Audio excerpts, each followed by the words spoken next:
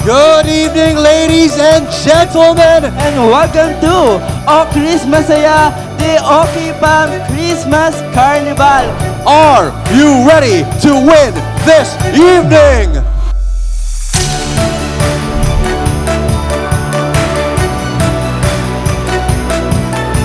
Ready na ba kayo, Dabber Card, para sa ibang clashing experience? Ready na!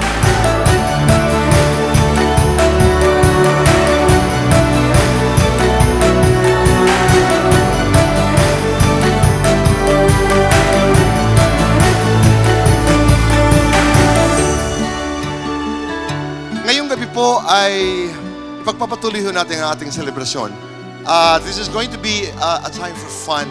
Pag sinasabi hong Pasko, this is a time when we give, we share, and we say thank you.